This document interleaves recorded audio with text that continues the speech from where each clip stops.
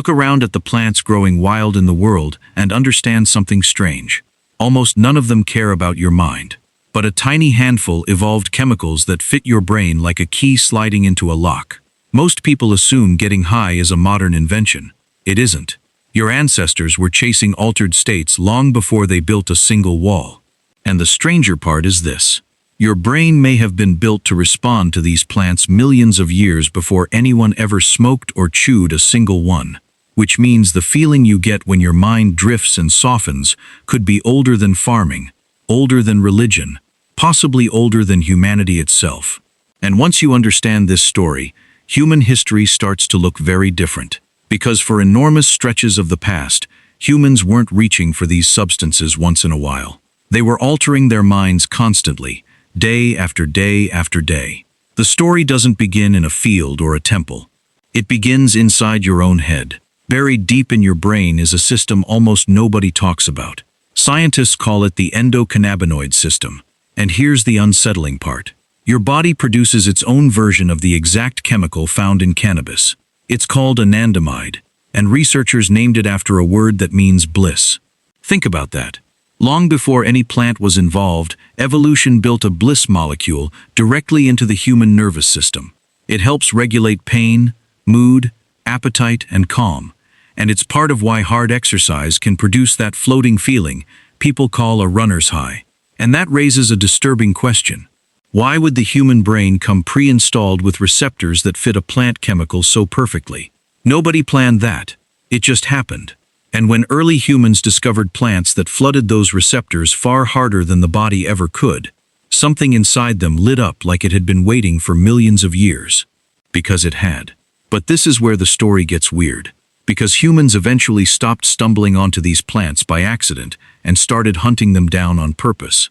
Most people imagine the first humans as grim survivalists, obsessed only with food, shelter, and staying alive. But archaeology keeps uncovering something else. Alongside the bones and the tools, again and again, researchers find evidence of intoxication. In an ancient burial ground high in the Pamir Mountains, scientists found wooden braziers over 2,000 years old, still coated in burnt residue. When they tested it, the chemistry was clear. These were not ordinary plants. This was cannabis, unusually strong cannabis, deliberately burned inside a tomb. Someone, thousands of years ago, was filling that tomb with smoke on purpose. And this wasn't a one-time event. At another ancient site, researchers uncovered an entire cache of preserved cannabis buried with a body, as if the dead were meant to carry it into whatever came next. Which raises a terrifying idea. How far back does this really go? Then history hands us an eyewitness. Around 2,500 years ago, a Greek writer described a nomadic people called the Scythians, feared warriors who roamed the grasslands on horseback. He wrote that they would build small tents, heat stones until they glowed, and throw cannabis onto them. As the smoke filled the tent, the Scythians howled with joy. He was watching an entire culture get high together, and he wrote it down as calmly as describing the weather. To them, it wasn't shocking. It was normal. And that word, normal, is the key to this entire story. But intoxication didn't just make life stranger. For much of history, it solved brutal survival problems. Consider what daily existence actually felt like thousands of years ago. Constant pain. No medicine as we know it. No way to numb an injury, an infection, or a broken body. And ancient humans discovered, through nothing but desperate experiment, that certain plants dulled agony, killed hunger, and pushed exhaustion away. High in the mountains of South America, people chewed coca leaves, which quietly suppressed hunger, cold, and fatigue, letting them work brutal hours in thin air. Elsewhere, poppy sap eased pain so powerfully that the earliest known farmers were already cultivating it. One of the oldest civilizations on Earth, the Sumerians, are believed to have called the poppy the joy plant. Think about what that name means. Before hospitals, before painkillers you could buy, these plants were the closest thing humanity had to relief. Intoxication wasn't a party. It was medicine, comfort, and survival all at once. And once humans realized these plants could change not just the body but the mind itself, they connected them to something far larger than survival. Because when a substance can dissolve fear, twist time, and flood a person with feelings that seem to come from nowhere, ancient humans reached the only conclusion that made sense to them. This was contact with the divine. In ancient India, sacred texts obsess over a mysterious substance called soma, a drink so powerful it was worshipped as a god, said to grant visions and even a taste of immortality. In ancient Egypt, wall after wall shows people holding a particular blue water lily, a flower now known to carry a mild mind-altering effect, appearing at feasts and religious scenes for centuries.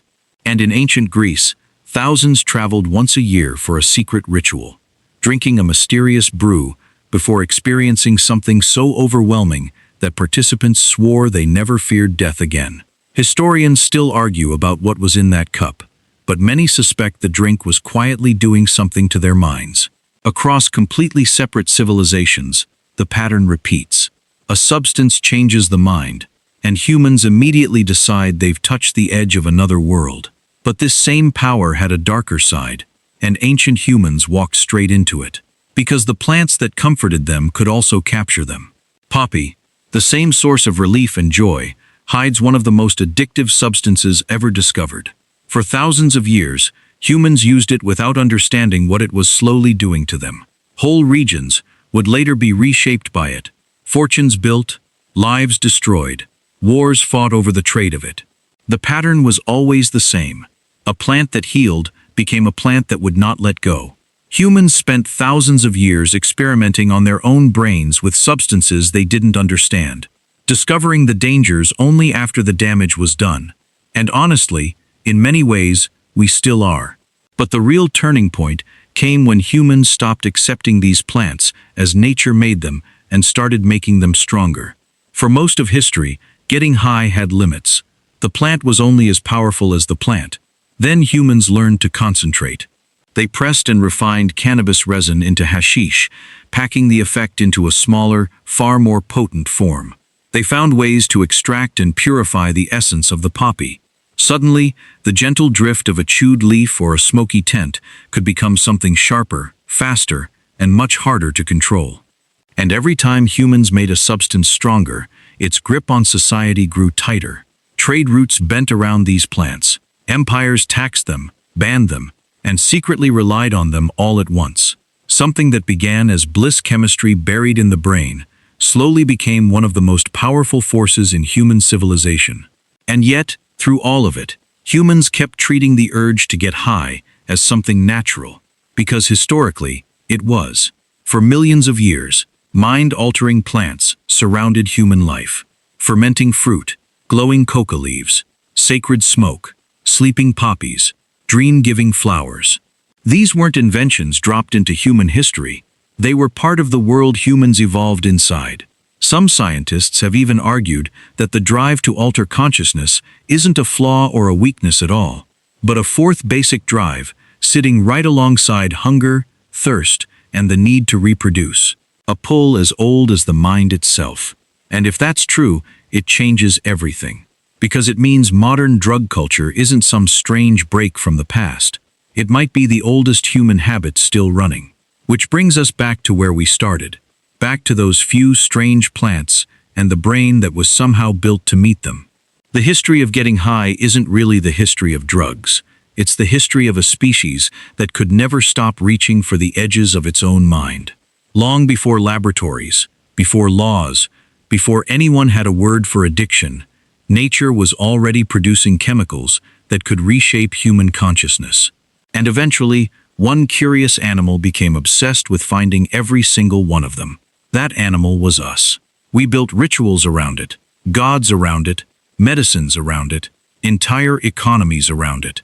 And even now, humans chase the same shift ancient humans chased in those smoky tents. That quiet moment when the mind loosens and the world softens at the edges. That pull never vanished. It only changed shape. And maybe the strangest realization of all is this. For most of human history, people didn't see altering their minds as a problem. They saw it as ordinary, sacred, even essential. Which means the real mystery isn't why humans keep getting high.